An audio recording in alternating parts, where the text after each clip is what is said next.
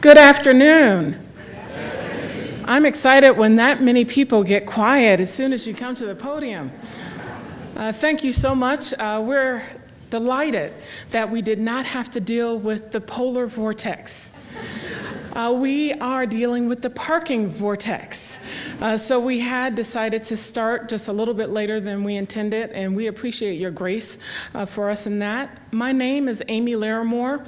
I serve as the Associate Director of Lake Institute on Faith and Giving, and I am really just your preamble. I get the opportunity to introduce Chancellor Bance, who will then be followed by our Director, Bill Enright, who is the Karen Lake Buttry Director and has been with us serving for over 11 years. It is a distinct honor and pleasure to be here with you today. The first time I met Chancellor Bance, he had a tremendous audience of individuals around him.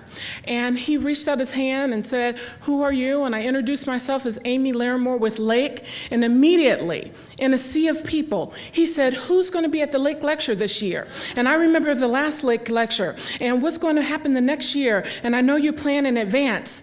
And it was a reminder. When you do something that sticks and resonates with people, and when people are committed to this area of faith and philanthropy and giving, that there is a energy and an excitement and a smile that comes about. And so it is with that same energy and excitement and smile that I tell you we are so pleased to give opening remarks. Chancellor Bance.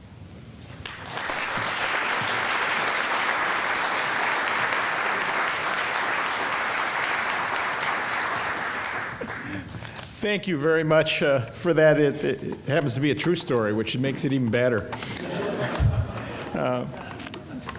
One of the things about the Lake Lectures is that they have always stretched me, and it's one reason I like to come to them. I am still trying to sort through the question of returning tainted money after hearing one of the most precise, thoughtful lectures that I've ever in any discipline heard a number of years ago by a Talmudic scholar. And it's actually astonishing, given the number of things I go to, that it still sort of haunts me that I can't carry all that argument through because it was so thoughtfully done. And I can go on about others of those lectures, but I can guarantee you when I knew who tonight's lecturer was, I was going to make sure I was here. And I'll preface this by saying it's not my job to embarrass Craig Dykstra, but I know I could because I say nice things about him because they're true, once again. It is a wonderful opportunity for all of us to hear about ideas from different perspectives about faith and giving. But I want to take it back to the kernel of the idea, which is that there would be an institute on faith and giving in the first place. Because it was one of the very first conversations I remember having with Bill Plater, the Executive Vice Chancellor, when I came, was this institute, creating it, moving it forward, hiring a director. And I had spent much of my career in a public university context where we were assiduous at making sure anything that looked like religion was not in a public university. And I won't name the states involved, but let's just say it was really clear that I had to be thoughtful about this. And what was a perfect start was how carefully everyone had thought through both the importance of an institute that looked at this question on faith and its relationship to giving and philanthropy, but how to make it successful in a context of a public university.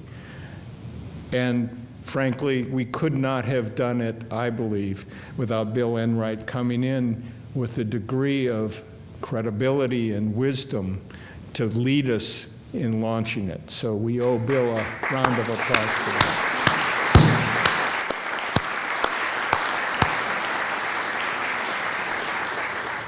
We also know we couldn't have done it without the support of the Lilly Endowment and the support and advice and counsel of tonight's speaker.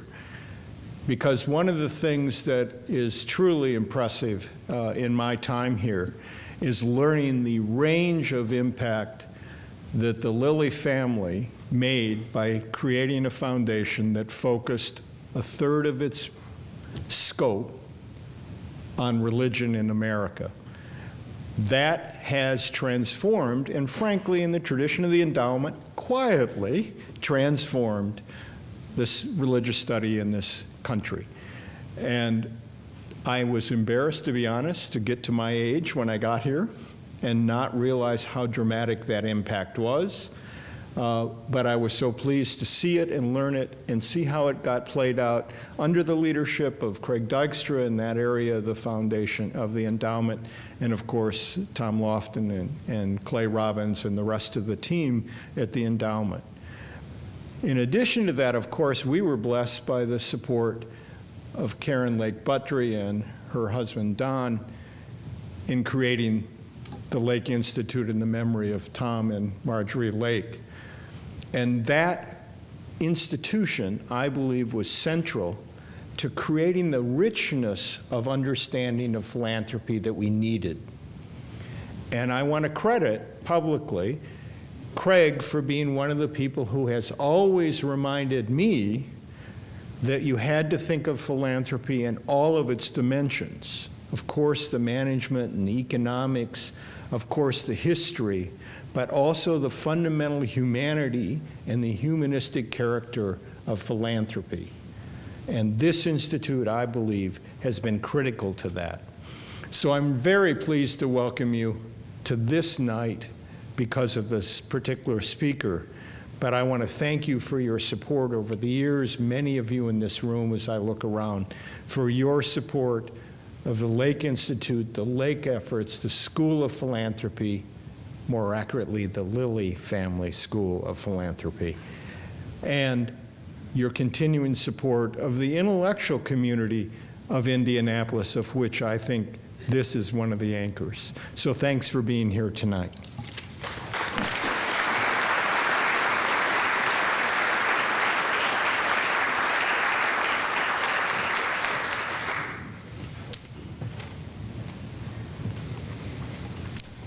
It is my privilege to introduce to you our 2014 Thomas H. Lake Lecture on Faith and Giving. For me, it is a very personal honor because Craig Dykstra is my dear friend. For years, we have been traveling companions, golfing partners, but what I cherish most of all is Craig has been my thoughtful conversation partner, an insightful counselor and mentor to me personally and to us at the Lake Institute. As Chancellor Bance said, for nearly a quarter of a century, Craig was the Senior Vice President for Religion at the Lilly Endowment. There he was the overseer of a grant-making program that gave close to $2 billion in grants to religiously identified organizations and institutions. But I think most of all, it was Craig's visionary, yet thoughtful and dialogical approach to grant-making that has reshaped the landscape of religion in America. Via his grants, Craig has birthed new life into sometimes tired institutions. He has reshaped our understanding of religious practices, and he has transformed the self-understanding of religious leaders across America. Craig Dykstra is both a scholar and author, as well as a practitioner. Currently, he is the Research Professor of Practical Theology and Senior Fellow in Leadership Education at Duke Divinity School. Back in 2002, at the inaugural luncheon that launched the Lake Institute, the late Karen Lake Buttry said this about her father, after whom this lecture is named. Dad was a practical and very down-to-earth man.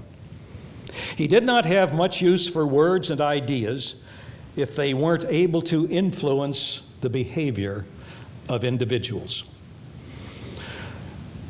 Craig, I know you well enough, but I also knew Tom Lake. You have put a big smile on his face because you embody the academic with the practical. And it is my great honor to present to you tonight Dr. Craig Dykstra, whose subject is Cultivating Thriving Communities of Faith, the Promise of Strategic Religious Philanthropy. Craig Dykstra.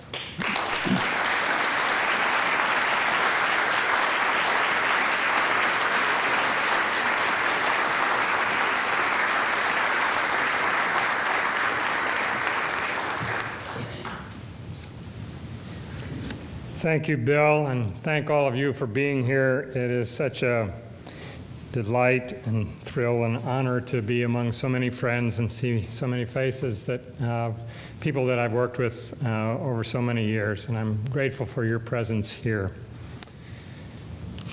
25 years ago, I received a phone call from Tom Lake inviting me to become the next vice president for religion at Lilly Endowment.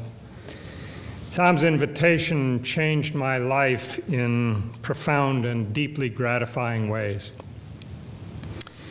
It gave me a distinctive and fulfilling kind of work to do and a marvelous community within which to do it. It felt from the beginning like a true calling to me, and for that gift I am more grateful than I will ever be able to express. I worked closely with Tom Lake for 10 years. The encouragement, trust, support, and wise counsel that he provided for me were of inestimable value. I learned from him a great deal about the connection between faith and giving, in no small part because he was himself a person of deep faith and great generosity. I also experienced in Tom his devotion to the legacy he inherited from the founders of Lilly Endowment, their values and fundamental philanthropic purposes. I saw how he sustained those values throughout his leadership and then passed them on to succeeding generations. I am particularly grateful, of course, that Lilly Endowment's efforts in the field of religion have continued unabated and under Tom Lofton's and Clay Robbins' leadership been significantly enlarged. This is both unique and remarkable in the history of philanthropy. Because of my personal relationship with Tom Lake, my many years of work at Lilly Endowment, I bring a distinctive perspective to this Lake lectureship. Unlike any of my forebears in this lecture series, I knew well the person for whom it is named. I also enjoyed the friendship of his daughter, Karen Lake Buttry, and her husband, Don, who made the Lake Institute possible through their gift. It has been a great privilege to be the program officer for many years who worked most closely with the Center on Philanthropy here at IU and its leadership. And for 25 years, I have had a pastor and dear friend in Bill Enright, with whom my life and work have been intertwined. So I come to this lecture tonight not so much as a scholar in the field, but as a practitioner. And I come not as a stranger, but as a member of the community that surrounds, supports, and benefits from the Lake Institute and the Lilly Family School of Philanthropy. I come also, like Tom Lake, as a person of Christian faith, one who believes that faith matters and that communities of faith matter, and that the work of cultivating thriving communities of faith is an entirely worthy and important philanthropic endeavor. One day, not too long after I had arrived at Lilly Endowment, Tom Lake and Tom Lofton invited me to join them for a conversation about the work of the Religion Division. It was a time when the endowment's assets were increasing significantly, and they wanted us to make sure that we would do all we could do to have a significant impact on the religious lives of American Christians, particularly by helping local congregations thrive as communities of faith and by providing their ministers opportunities to be renewed and strengthened in their pastoral leadership. That was the challenge they gave me. And the practical question was, how should we approach this challenge? To whom should we make grants? And for what purposes? But behind these immediate practical concerns were also two prior and more fundamental questions, without which you could not answer the practical questions wisely. First, what does it mean to be a community of faith? And second, under what conditions is it most likely that local congregations will thrive? Our theme for tonight is Cultivating Thriving Communities of Faith, the promise of strategic religious philanthropy. What I hope to do is describe some of the ways in which my understanding has been enriched and has emerged as we work through these questions while I help Lilly Endowment answer them and wrestle with this challenge. Along the way, I'm going to tell you a few stories about congregations and people whose experiences have informed our work and describe a few of the initiatives that we undertook. My hope is that my elucidation of this on-the-ground interplay between fundamental reflection and strategic philanthropic practice will be useful to you as you engage in your own practices of faith and giving. One of the most remarkable discoveries I made through my work at Lilly Endowment is that despite the well-publicized so-called decline in American Christianity, the often gloomy prognoses of critics, there are in fact thousands and thousands of vibrant and faithful congregations with gifted ministers who are able, in every aspect of their work, spread all across this country in every imaginable space. In small towns and big cities, in poor neighborhoods and others of significant means, across a wide spectrum of faith traditions, and involving people of every race and ethnic background. What a gift it is to be a part of a congregation, and what a congregation of that kind, and what a marvelous thing it is to see a good pastor at work leading it. It is quite stunning to behold and something to be deeply grateful for. These communities of faith, these local congregations, are cultivated day in and day out by their own people and their pastoral leaders as they together draw on one another's gifts and strengths in response to the presence and summons of a gracious and loving God. Moreover, they participate and connect with a still larger community of communities that together constitute a living ecology of institutions and organizations that nurture increasing strength, vitality, and fruitfulness in the whole.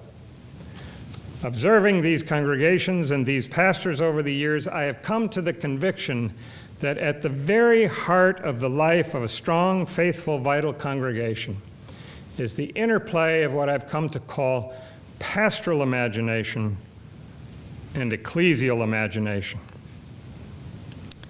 Pastoral imagination is the capacity good pastors have to enter into many diverse situations, whether joyous or full of misery and conflict, and see what is going on there through eyes of faith. This process of seeing and interpreting shapes what pastors think and do and how they respond to their people in gestures and words and actions. The pastoral imagination functions as a kind of internal gyroscope, guiding pastoral leaders in and through every crease and crevice of their work and life. Something similar, I think, can happen and emerge within whole communities of faith as well.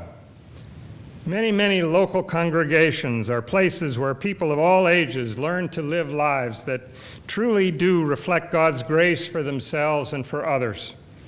Through their worship and their immersion in Scripture, through their care for one another and for those in need, and especially as they reach out not only to their friends and neighbors, but to strangers and even enemies, to be with them in their struggles and needs. These congregations learn together to experience and to trust the love and mercy of God. In their common life and in their local settings, they come alive in ways that accord with the promises of God. And they too come to see through eyes of faith. And as they do, the world, and especially that part of their world, which is their own local context, looks different. This is what I mean by ecclesial imagination. Let me illustrate. Broadway United Methodist Church, located right here in Indianapolis, is an integral part of a low-income community, one in which the people often struggle with the difficulties its economic challenges bring. So it comes as quite a surprise when you find on the church's website the following statements of conviction. We believe in extravagant grace, it says. We believe that God loves us all, and nothing we do or don't do can change that. And we believe in abundance. We see abundance. We believe everybody is a child of God with gifts to offer to the world. So we strive to focus on the many diverse gifts of our neighbors and members, and not their deficiencies. Broadway Church takes these convictions very, very seriously. It has deliberately structured its whole life and ministry in a way that enables them to live out these convictions about extravagant grace and abundance in very practical ways. Dieman Hargis' ministry at Broadway, for example, is to be the congregation's roving listener. That's his actual job title. His task is to go out into the community and roam about, to knock on doors, to sit on people's front porches, to be with people where they live, and to listen to their stories and to learn what they're dealing with, and above all, to see what kinds of gifts there are among the people and how they are being employed for the good of the whole community. But Dieman is not the only one who does that. Michael Mather, the church's senior pastor, says it's what the congregation as a whole does. Once a month, for example, members of the congregation and the church staff have dinner gatherings where they invite small groups of 6 or 8 people from the wider community, preferably in somebody's home. And at these dinners, the people come from across all kinds of boundaries: religious, racial, economic, age, educational, you name it. What's the agenda? Just to talk. Just to listen.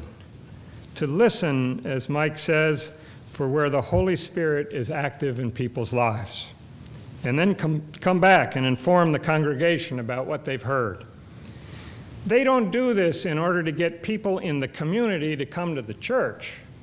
No, they do this in order that the church can figure out how best to support and to bless what the people in the larger neighborhood are already doing, that they understand to be of the Spirit of God. Mia lived near Broadway Church for 45 years, but she'd never been in the building. And then somebody met her at one of these dinners and asked her what she was doing, and she said, and found out that she was running a tutoring program for kids in her neighborhood and had been doing so for a long time. What do you teach? Everything from phonics to Sophocles, she said. Several times a year, the congregation has a celebration of Ministry Sunday. And most of the time, it focuses on people from the neighborhood who have ministries like this, who are doing something like Mia is doing. On these occasions, the congregation conducts what they call, and I love this, a liturgy of the animators of the Spirit. This liturgy includes a testimony about the ministry of the person being honored, a blessing, and a laying on of hands, and then this. The congregation as a whole is asked a covenantal question, one they stole from the wedding liturgy. Will you do everything in your power to care for and uphold this person in her ministry? If so, please say, I do.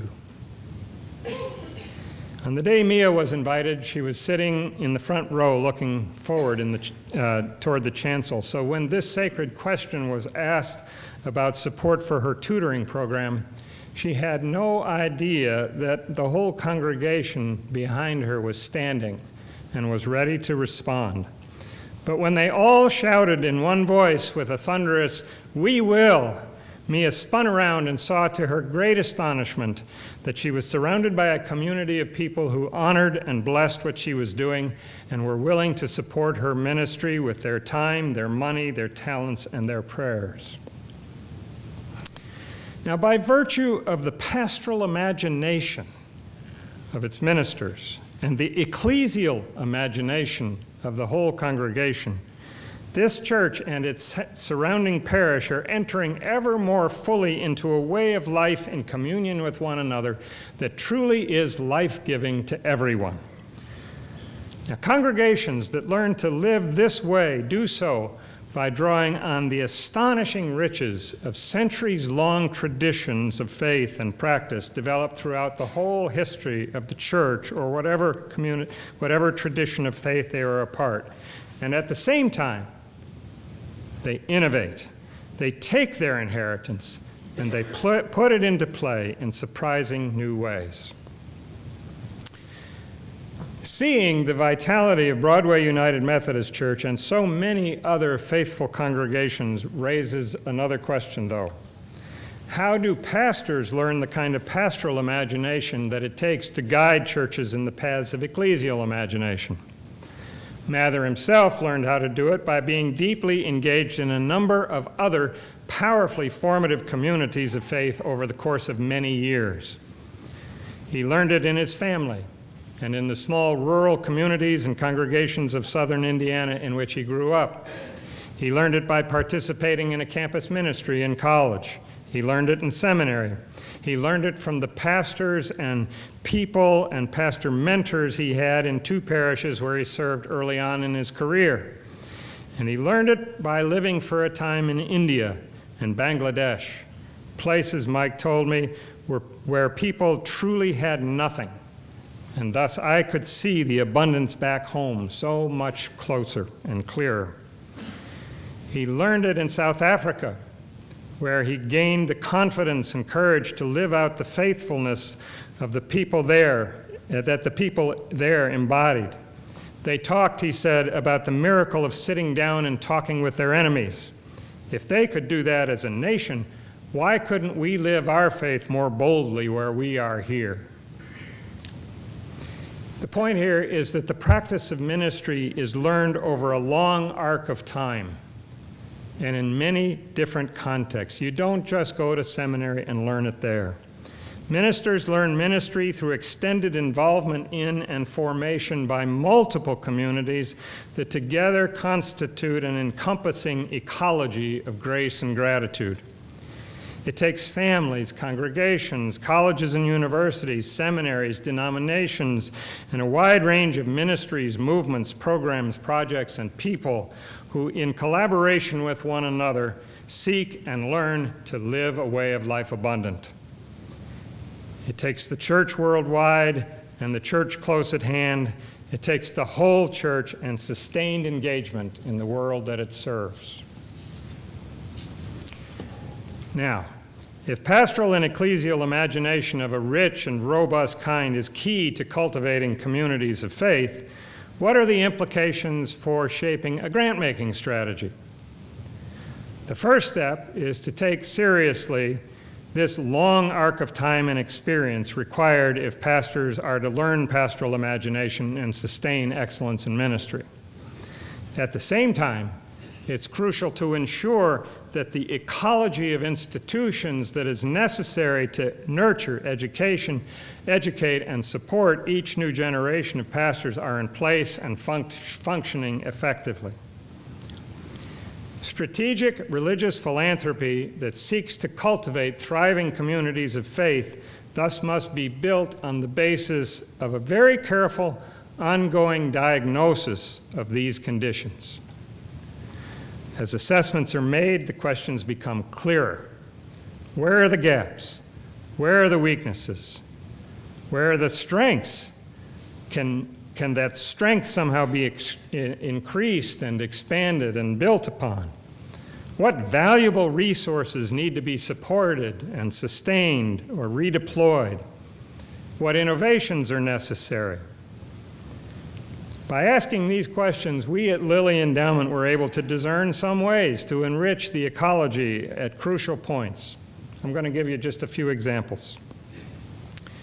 Because the formation of pastoral and ecclesial imagination begins earlier than any of us might expect, we thought it would be important to encourage some new experiments that would provide teenagers a real taste of rigorous theological education. So we asked several theological schools whether they might consider bringing high school-age youth onto their campuses during the summer, where they could be given a chance to study the Bible and read theology and get to know the larger church under the tutelage of outstanding seminary and divinity professors on their campuses for several weeks. Ultimately, 48 theological schools received grants and created a variety of programs of this kind.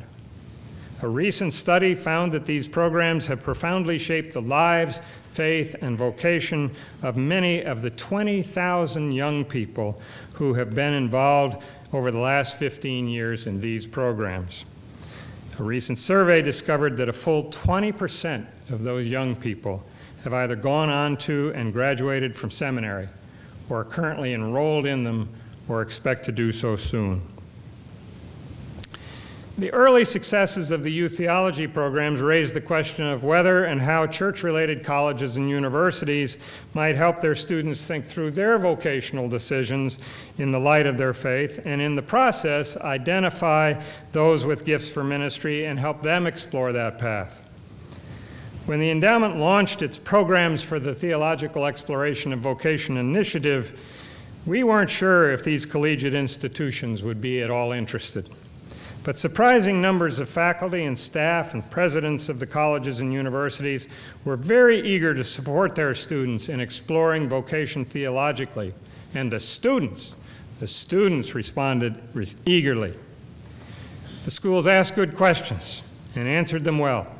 How might these programs involve rigorous academic study? Could faculty members create new resources that would give their programs real intellectual and theological substance? What might be the roles of worship, campus religious groups, relationships with congregations, internships in ministry, visits to seminaries, engagement in service and mission? How would students and faculty of the multiple religions represented on campus be well served and supported in all of their explorations of faith and vocation? Because they asked all these questions widely and well, the culture of silence regarding faith, religion, and vocation that had prevailed on so many campuses was overturned and replaced by a wide and rich conversation. To sustain the momentum, a national network of vocation and undergraduate education has now come into being, which welcomes and provides support for any independent college in the country that wishes to develop a program of this kind. Currently, there are 170 colleges and universities involved all across the country, and many of their alums have gone on to graduate theological education and become pastors and religious leaders in a wide range of faith communities and institutions. One more example. Pastoral imagination is not formed when people graduate from seminary. Indeed, it's just getting started. The first few years of ministry are absolutely crucial, fraught with enormous pressures, but also great promise. The period of time when one must learn what it takes to practice ministry well in all of its aspects in a real congregation and with real people can be overwhelming. The first 3 to 5 years are the years when most ministers have their deepest doubts about their calling. And when those years don't go well, many simply leave. At the same time, these years can provide amazing opportunities for growth and learning in the midst of real-life practice, if and when the new pastors are enabled to live and work in community with other pastoral colleagues, including mentors and peers. Because these first few years are so important, Lilly Endowment has invested heavily in supporting a variety of what we call transition into ministry programs. The initial experiment, however, was funded by another donor, Tom Lake. He made the gift that enabled Second Presbyterian Church to launch a new effort that brings recent seminary graduates to the church to spend 2 years learning the full range of the practice of ministry. They form a community of pastors with one another and receive sustained mentoring from the church's staff, particularly its senior minister, who at the time was Bill Enright and is now Louis Galloway. Over the years, scores of other congregations have built programs of this kind on this model and variations of it, and have come into being with Lilly Endowment's support. The congregations surround these people with hospitality, friendship, and encouragement, and they learn to thrive and get launched in sustainable careers as fine pastors. It's clear that the pastoral imagination is best formed and sustained in community. To flourish in ministry, pastors need creative, supportive peers throughout their careers. So the next step was for Lilly Endowment to launch a sustaining pastoral excellence initiative. A wide variety of organizations were invited to apply, and we asked them to propose ways of gathering ministers into peer groups that would nurture sustained spiritual growth through prayer, ongoing biblical and theological study, and supportive friendships. We hope that these peer groups these communities of pastors would have opportunities to reflect together on and improve their competence in the fundamental practices of ministry.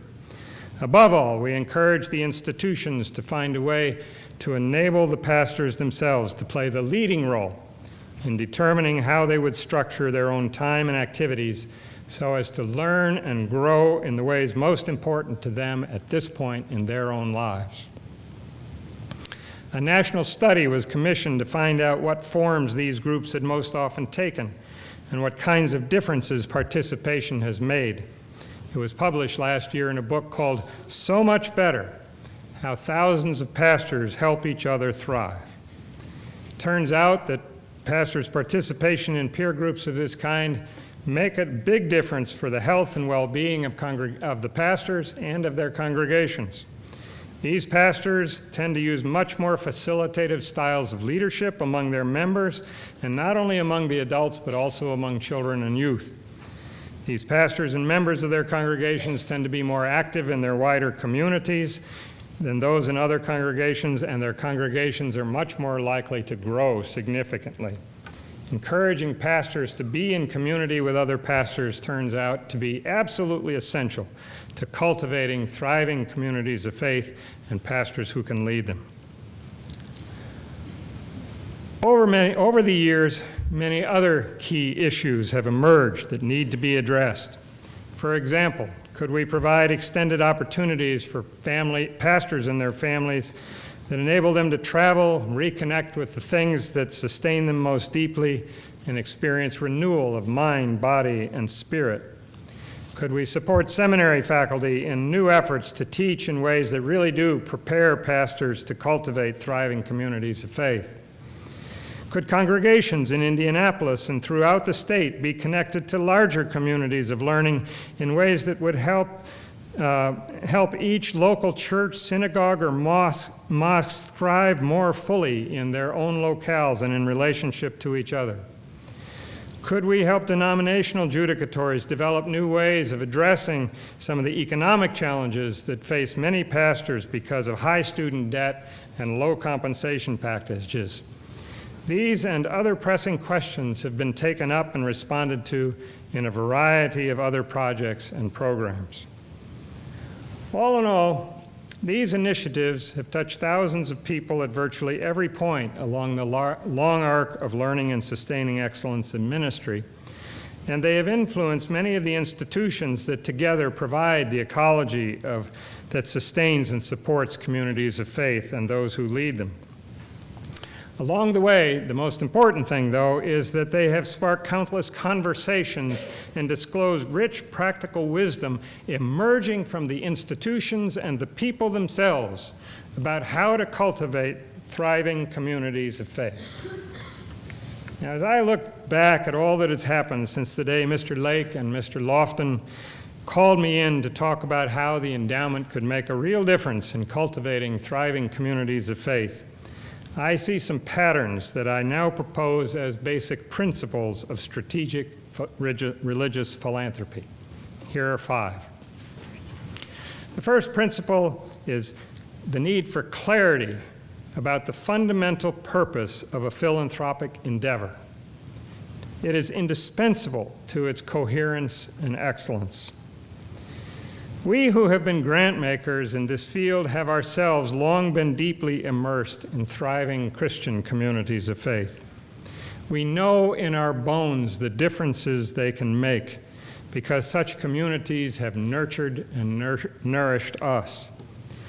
At the same time, we know that thriving communities of faith exist in many different kinds of settings and take multiple forms and are shaped by diverse traditions. So acting on this first principle of clarity thus requires philanthropists to listen to learn about, to seek out, and to serve a variety of specific and particular cases, and to do that constantly. For us, the fundamental reality in which all our efforts are rooted and oriented is the life of Christian faith as it is cultivated and made possible and strengthened in actual on-the-ground communities. Over time, we came to articulate this life of faith primarily as a way of life abundant, lived in community, in grateful response to an inexhaustibly generous God. Given this core understanding, theological thinking and exploration was vital not only to vocational exploration programs, but across all of the initiatives. We encouraged a community to think theologically together about what they were doing. Thus, in conversations about pastoral excellence, we focus not only on skills and outcomes, but also on the cruciform excellence that characterizes those who follow Christ into ministry. Now, clearly, not all philanthropists think of their work theologically. It's fairly rare, I would assume. However, certain norms and purposes guide every philanthropy, whether implicitly or explicitly. And it is very important for philanthropists, particularly in the life of in cultivating thriving communities of faith, to be clear about those. For us, they have been both theological and Christian in character. Religious philanthropy undertaken by people of other faiths will likewise draw on their own religious traditions and convictions. A good deal of Jewish and Muslim philanthropy, for example, seeks to strengthen their communities of faith as well as their own wider religious ecologies. And increasingly today, philanthropic support is being provided to help communities of faith of diverse religions to work together across the lines of their specific traditions. Lilly Endowment has been involved in this in several ways. One of them includes support for Interfaith Youth Corps, which is led by Dr. Ibu Patel, who has spoken here at the Lake Institute. Interfaith Youth Corps facilitates interfaith conversation, friendship, and community, as well as shared service among college students on campuses throughout the United States. So, clarity of purpose, strategic principle number 1.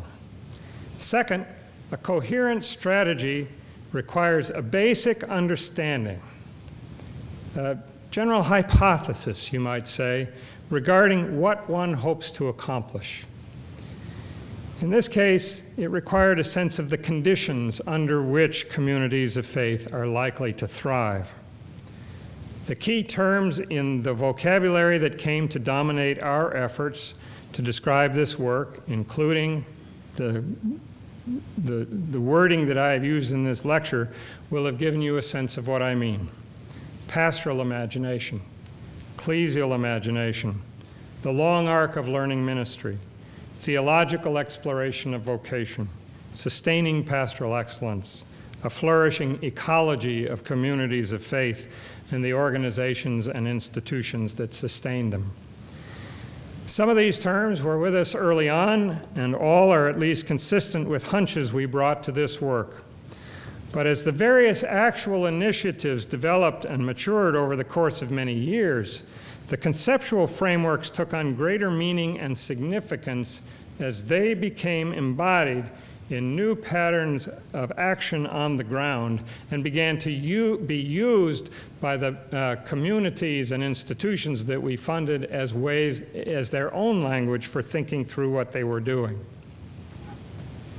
Third, strategic philanthropy involves innovative efforts that take into account a view of religious life and its landscape that is both long and broad. If what I have said is true about the ways in which pastoral and ecclesial imagination are necessarily and essentially rooted in ancient scripture and in long traditions of faith and worship, then strategic religious philanthropy must be undertaken with that larger whole in view. And if it is true that learning ministry involves a long arc of time and a broad ecology of communities of faith, then strategic philanthropy must work in many places simultaneously and often sustain its support over fairly extended spans of time. This does not mean that any particular philanthropic initiative needs to take on the whole. That's impossible anyway. Nor does it mean that it must be large in scope. It means instead that we should be aware of and attuned to the larger whole of which any particular philanthropic initiative is a part. The fact that the work of cultivation, an organic metaphor, requires a long and careful tending also has strategic consequences that must be taken into account. Though real differences can be made, there is no quick fix. Fourth, strategic religious philanthropy requires a profound sense of abundance. Of course, the abundance of Lilly Endowment's assets has been crucial, and faithfulness in their stewardship has always been a top priority. But even more importantly, I mean the kind of abundance brought by pastors and members of their congregations and the gifts already resident in the people of their neighborhoods and larger communities. This abundance, once recognized, gives rise in the minds and hearts of everyone involved a real confidence in the people's own capacities to create the kinds of communities that enable them and the people around them to flourish. At Lilly Endowment, we have seen these capacities expressed again and again and again in local congregations, in colleges and universities, in theological seminaries, and in every other kind of organization we have funded. These institutions' often surprising ability to deploy their own gifts in new ways with support from our grants regularly generated in us, and also in them, a lively confidence in their extraordinary capacities for innovation and renewal. Among the gifts the people bring, of course, is their own financial generosity. Every study of American philanthropy sends the same clear message. Religious Americans are significantly more generous with their time and their money than are those who do not participate in congregational or other forms of religious life. This is true not only with regard to their giving and serving in congregations and other religious institutions, but also with regard to their giving in the with regard to wider charitable causes, and particularly with those that serve people in need and people who are poor. This kind of local generosity is absolutely fundamental. It is the fertile soil out of which all other forms of religious philanthropy and many forms of broader philanthropy emerge. Finally, Cultivating thriving communities of faith requires strategic efforts to enable communities of faith to learn from their own and from each other's work, and to share that wisdom with each other. Once the abundance of gifts comes into view, those gifts must be made known throughout the larger community of communities. So strategic philanthropy thus needs to sustain a formative conversation across the life of any major initiative. In the endowment's case, this has taken several forms. The first has to do with what we came to describe as learning from your own work. We strongly emphasize among our grantees what is usually called evaluation. But in our view, evaluation efforts that enable the people themselves within their own programs and institutions to attend honestly and carefully to their own efforts are the kind that really make the difference. When people and institutions are encouraged to learn from what they themselves are doing, from how they are doing it, and from what impact they are having, they then are able to to find increasingly effective ways to make the sort of difference in the people's lives they seek to serve in ways that are really effective.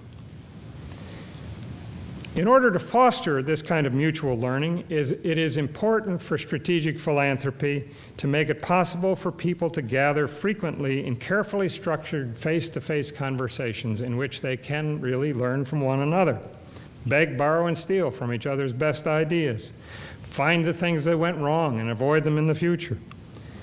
In addition, it's important to support efforts to communicate the character and substance of the funded initiatives and projects to a wide national audience. Publications that describe in some depth what these communities and institutions are doing are especially helpful. Such writings articulate the insights and practical wisdom that have emerged and thus guide and encourage others in similar efforts. By whatever means, however, learning from each other's work, experience, and wisdom includes intentional, well-resourced reflection about excellence, purpose, and what it means to take up a way of abundant life. This has been a constant dimension of all these efforts. It continually informs not only the work of the communities of faith, but also the endowment's own continuing strategic grant making.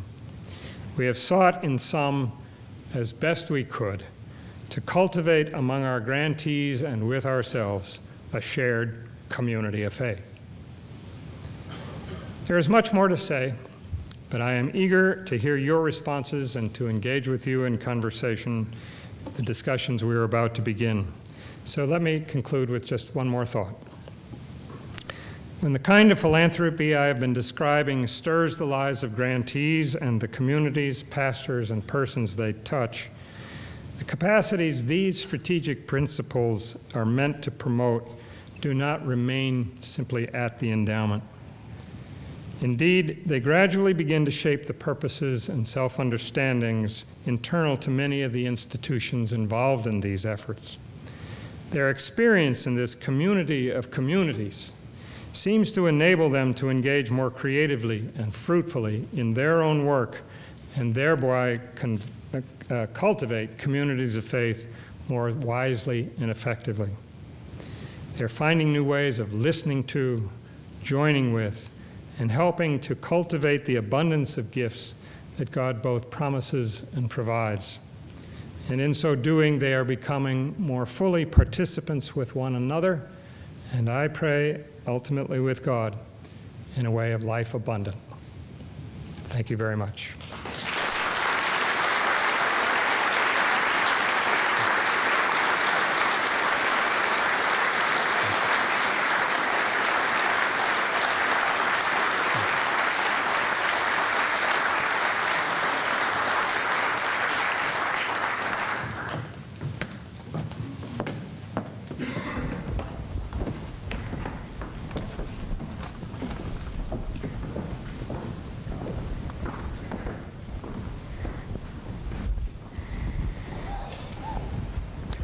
Well, thank you, Craig, for your thoughtful and very insightful and stimulating presentation. All I can say is, let's talk. And it's my privilege to introduce to you our panel for conversation tonight. Judith Sabula is the founding director of the program at Butler University, the Center for Faith and Vocation. This was created in 2003 as part of an endowment, Lilly Endowment funded program for theological exploration of vocation, and was, I think, the first program to be launched at a religiously unaffiliated university, which means that Judith's work is across the religious landscape of many different traditions. The second member of our panel is David King.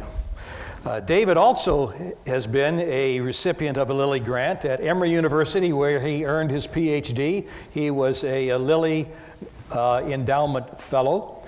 And while at Emory, he earned the very coveted national award, the Sidney E. Mead Award, which is the prize given to the finest doctoral dissertation in the United States on American religious history. I'm going to let you in on a little secret. David puts a big smile on my face because in mid-April you will discover an announcement coming from the Lilly Family School of Philanthropy telling you that David King will be the Karen Buttrey Director of the Lake Institute on Faith and Giving, effective July 1st, 2014. So we welcome you, David.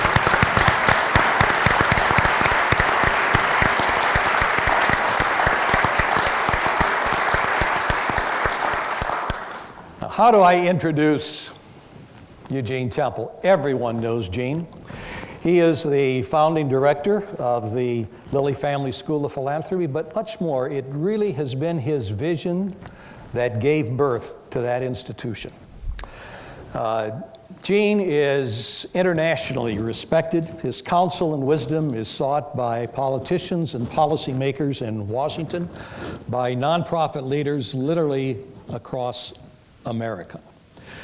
Judith, let me begin to a question with you that I hope all of you will jump in on. But as you listen to Craig's presentation and as a Lilly grantee, what were your responses as he talked about thriving communities of faith?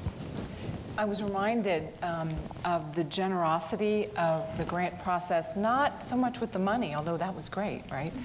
But that you did, and all of the officers at the endowment, give room for a religiously unaffiliated university to try on the work of talking about religion, to end that silence. That was risky, right? I mean, I would imagine it was risky for the endowment dedicated to Christian communities. It was certainly risky for Butler University to say, we're going to try this on. Then every year I would write a report, an exhaustive report to Chris Coble and to the other colleagues in the division. And that process forced us to really reflect deeply, how is Butler University being called into this work? How are we succeeding? How are we failing? It was okay to fail and try again. Assessment or evaluation was always demanded of us, but it was a beautiful invitation to not be afraid to risk, not to be afraid to try again. So I think that's where it begins for me, that generous space to take risks and to try. Craig, your thoughts on as you were part of that initial grant? Well, Judith, I'm delighted you describe that relationship in that way. I came to Lilly Endowment as an educator, and my predecessor, Robert Lynn, described to me the work of the Religion Division at Lilly Endowment as a kind of center for learning. And it was that vision of what a philanthropic organization could be that attracted me to the position, in addition to the fact that it was the one foundation in the country that really was interested in a long-standing and serious way in funding religion. But creating communities of learning in the midst of practice and experimentation, trying to find the right language to talk through things, trying to find the right things to do for the right reasons, trying to innovate in ways that nobody could tell from the beginning would actually work or not. You have strong hunches. And then the joy of learning from our grantees. I mean, our gyroscope was always evaluation, your own learning from your own work, your own evaluation of your own work was the most important source of learning for us at the endowment. And that exchange, and it has to be an honest exchange. When people feel comfortable with that, then we can do this kind of philanthropy.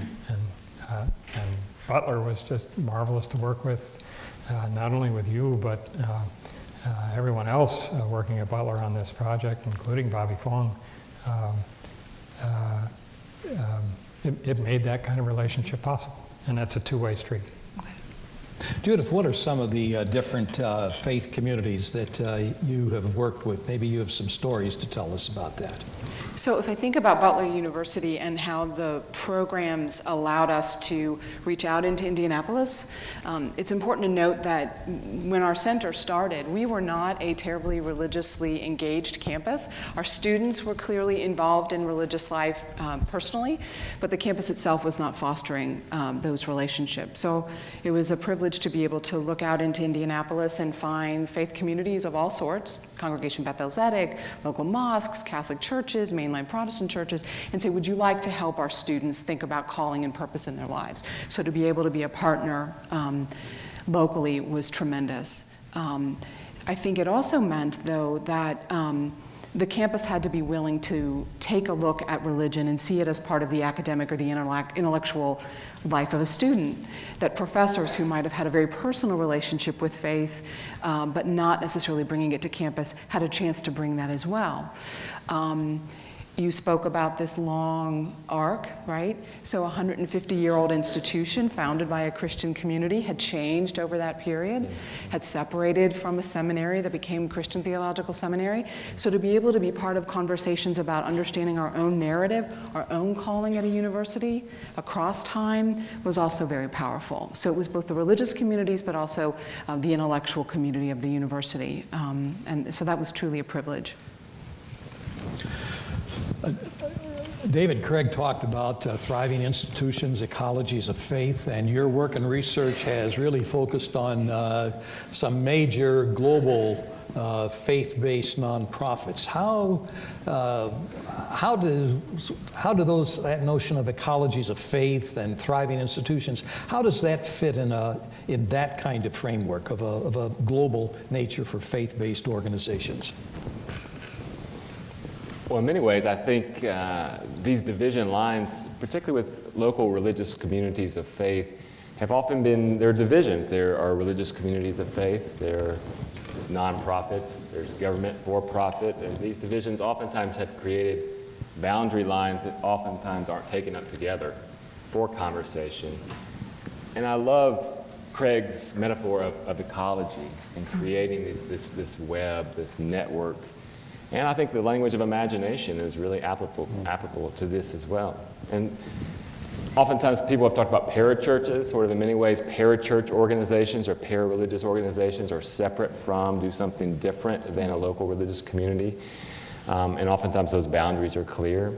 I think that if that ever was the case, is beginning to change. And so local religious communities are clearly interacting around whether it's, let's say, healthcare, for instance, or economic disparities, or education, across government, local religious, parachurch, or nonprofit connections.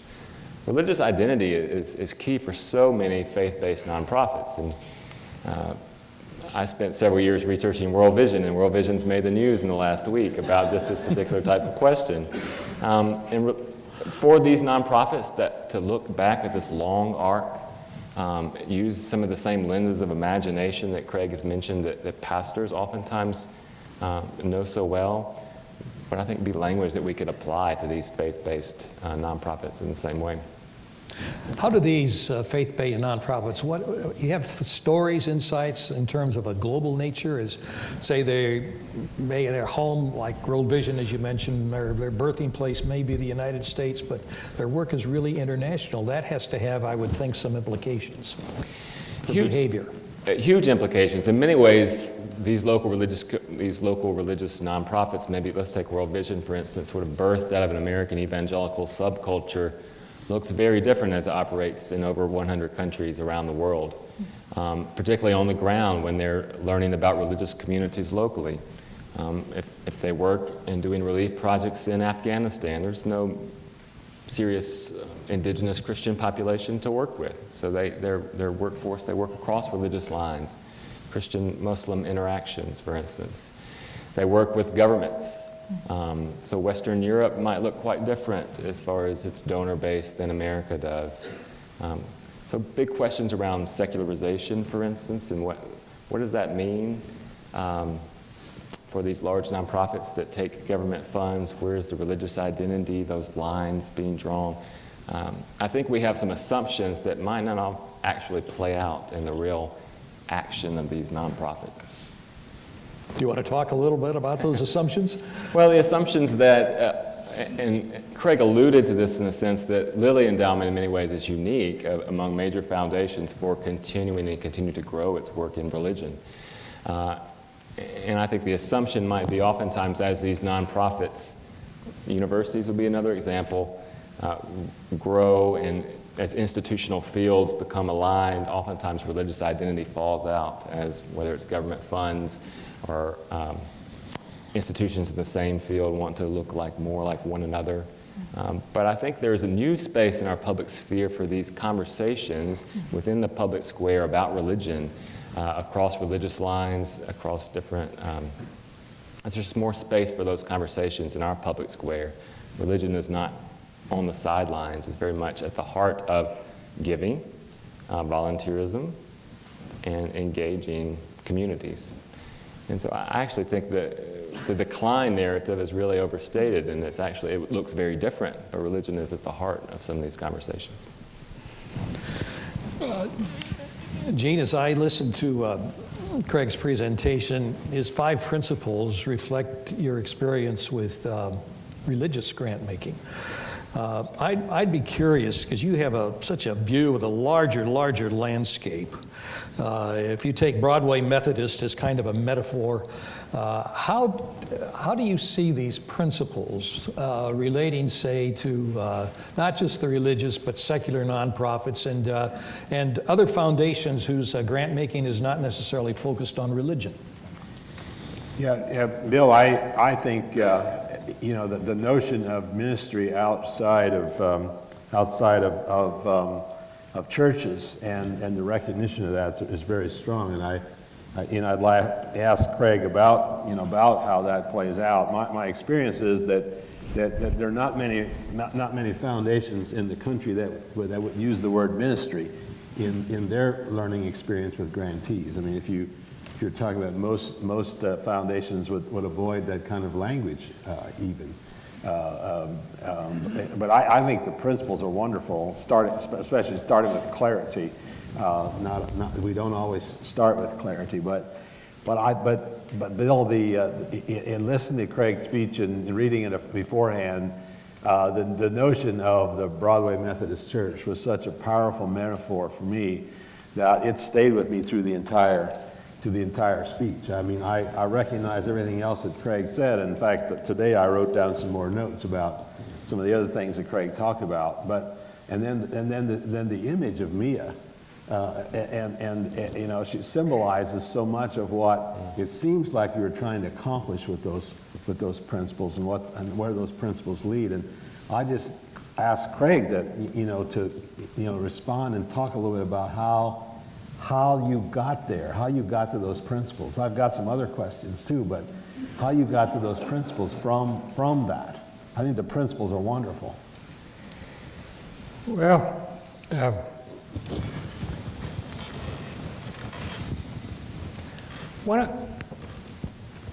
one of the things that, one of the advantages of a theological education is that you do get this sense of this huge, long history. I mean, it goes back well more than 2,000 years. I mean, this goes way, way back. And it is, as Chancellor Band said, it's about humanity. And what makes human life human? What makes human life good? What are the conditions under which this happens? This is a fundamental question. This is the heart of the question of philanthropy, the love of humanity, and a kind of mutual. We need each other, and we need each other in community. And if there's anything you learn from a theological education and from being embedded in the life of the church or other religious communities, is that this community matters, and these relationships and this long history of just experimentation with how to do it right and how to do it badly, and the conditions under which human beings can thrive and the conditions under which they destroy one another. And ultimately, it's about that. Now, we all know that there are religious communities that really get it wrong, that destroy one another and are destructive in their sphere, destructive of other people. One of my teachers wrote a book entitled Christian Faith and Religious Pathology, and he taught me a lot about religious pathology, and I take that really seriously. We theologians called it evil and sin, and it's really there. And communities can get all involved in that. And they can get enclosed in themselves. They can create boundaries that are impermeable and defensive.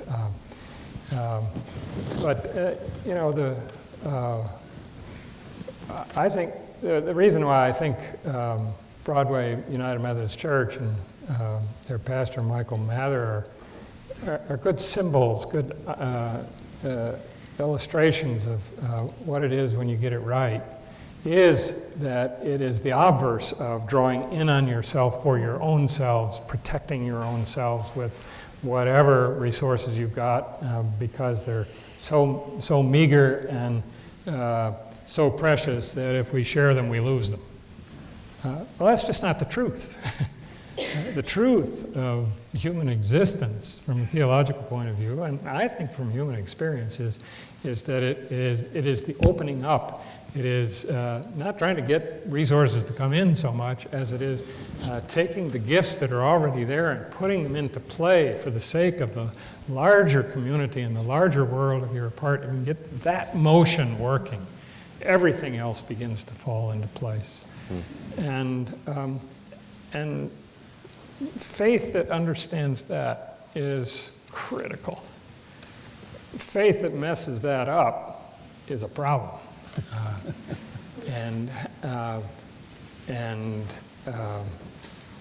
So a philanthropy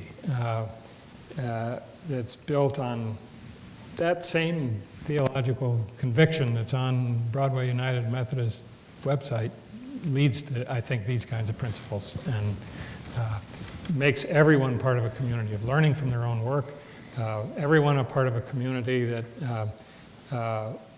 when they evaluate, they do so honestly.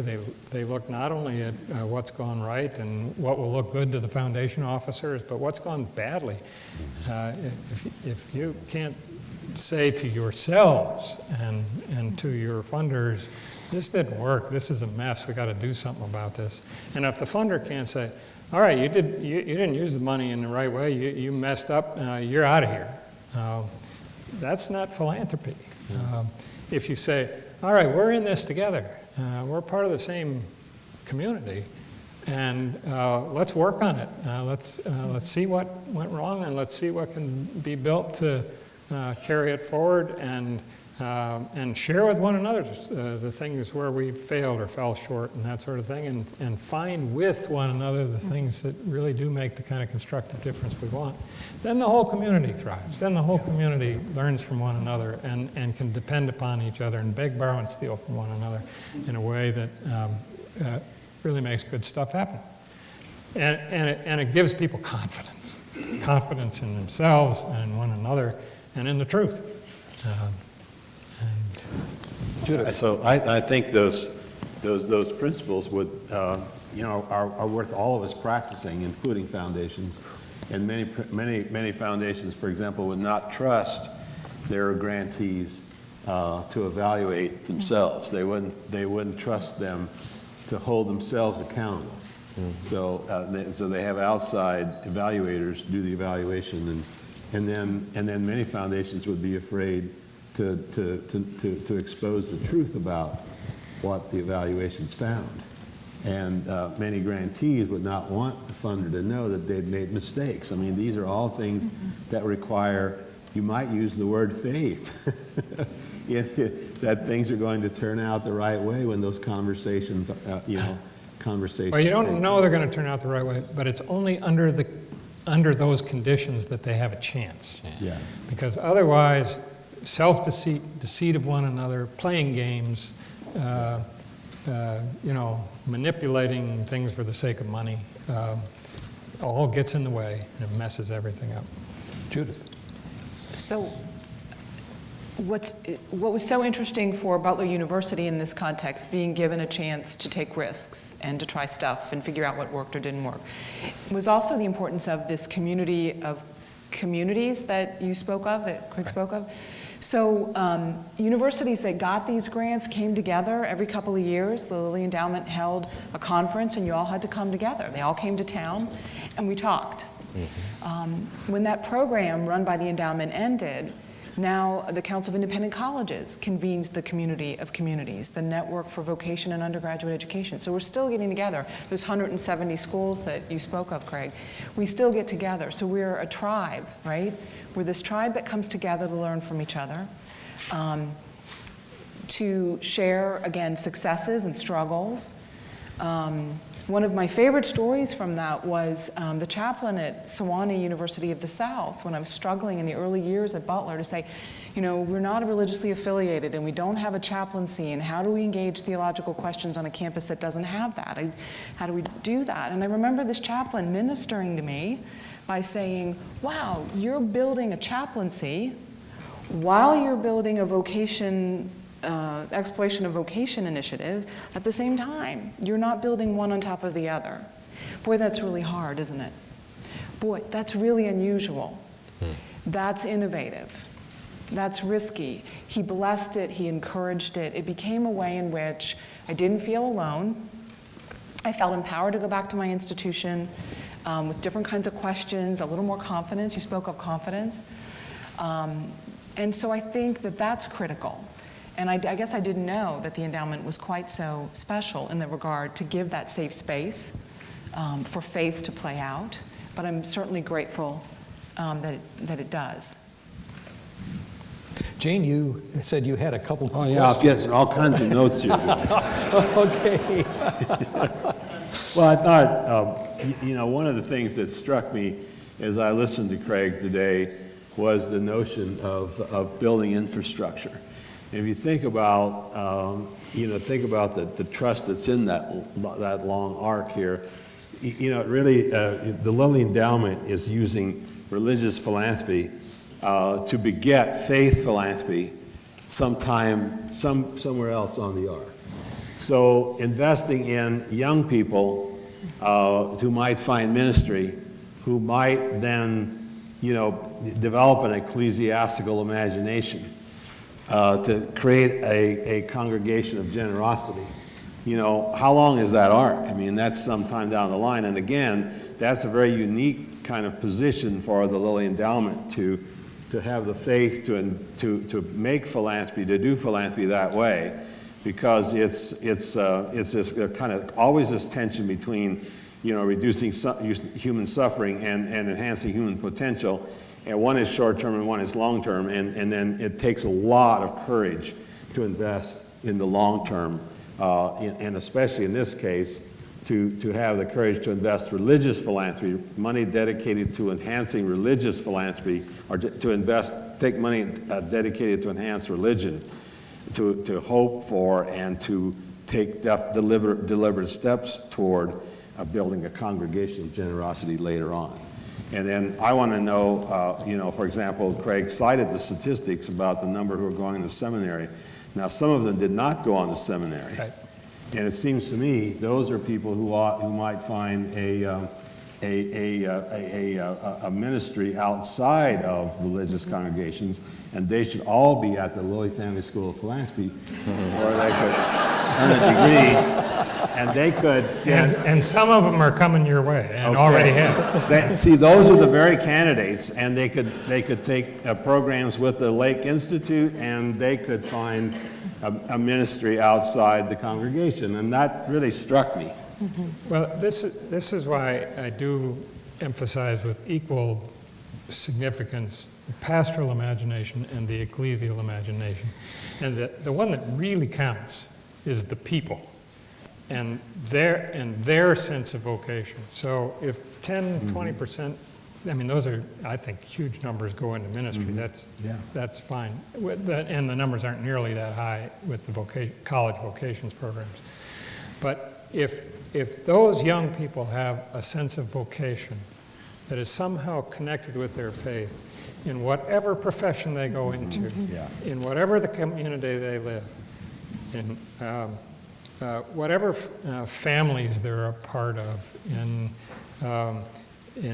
whatever political engagements they're engaged in, and whatever philanthropic endeavors they're involved in. A sense of vocation, a sense of purpose, grounded in this kind of generosity and mutual trust, and hope to build community together with one another across lines that divide us and across the usual perceptions of who's the enemy, who's the stranger, and who's the friend, and keeping those too closely guarded. Then that makes the difference in creating a survivable society and a culture that doesn't destroy one another. And that's the hope. And from my point of view, that's what the whole long tradition shows, works. I mean, I think I'm grateful for the tradition of which I'm a part, not because I think it gives me great goals to work for, or great images of the future. I think it's just realism about what actually works for human beings when things go well and how things go badly. Well, Craig and our panel, unfortunately, time is this master of all of us. And there is a reception and some food and wine awaiting you in the lobby. Before we leave, Craig, is there one final word that you would like to leave with us today? And if not, that's all right. I just... Haven't I talked enough? There's one final word I want to leave, and that is a word of gratitude. At the very heart of the things I've been talking about is something that comes out of Reformation theology that my tradition is a part. It's the notion of humanity is really all about grace and gratitude. There are these gifts that come from God and this great plenitude. And what it means to be a human being is to be grateful for that and to give thanks for that. And the Lake Institute, the Lilly Family Center on Philanthropy, the Lilly Endowment, all the people with whom I've had this astonishing opportunity to learn from and work with, my colleagues, friends, I feel this enormous sense of gratitude. Well, Craig, we are most grateful to you because you have clearly spoken to us from your heart, as well as distilled all the learning and insights that you have gained over the years. And we at the Lake Institute are also particularly grateful to you because in your address you've really underscored why we exist. Religion and philanthropy, really you've been saying, it can be destructive. It can be the source of building barriers that divide and leave us isolated in our own religious ghettos.